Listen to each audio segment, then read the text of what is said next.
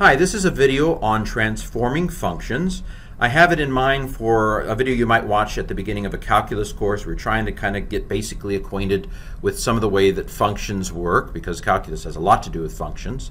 In fact, this is the third of a series of calculus videos I'm doing and have done.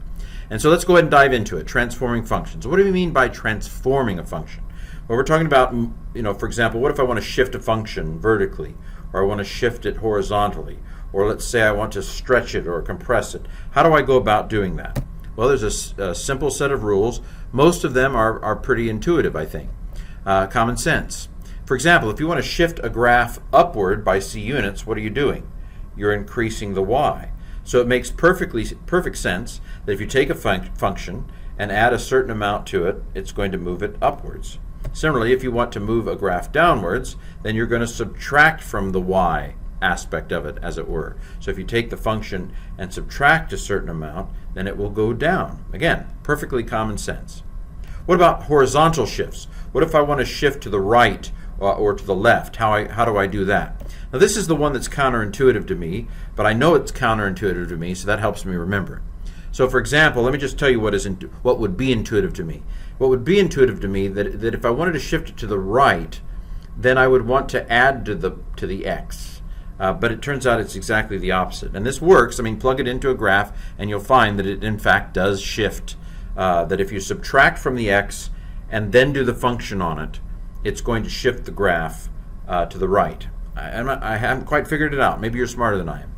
But I just remember it's the opposite of what I would think. Same thing for the left. So I would have thought that if you wanted to shift it to the left, because it's moving in the negative x direction, that you would have gone in and subtracted. But it's the opposite.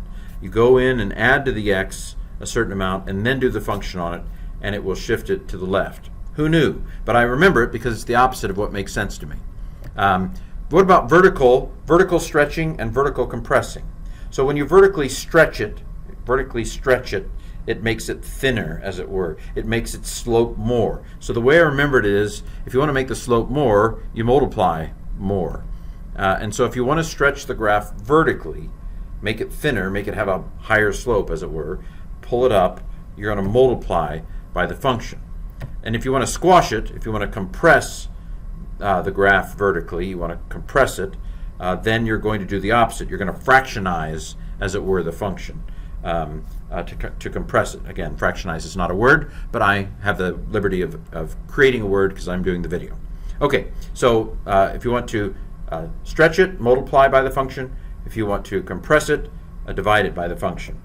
Okay, what about horizontal stretching and horizontal compressing? How do you do that? So let's say I want to compress a graph horizontally. I mean, the way I remember this is, if I'm wanting to compress it, then I'm wanting to do more with the x in a smaller amount of space. And so if I go in and multiply the x before I do the function on it, that helps me remember that's compressing the graph horizontally.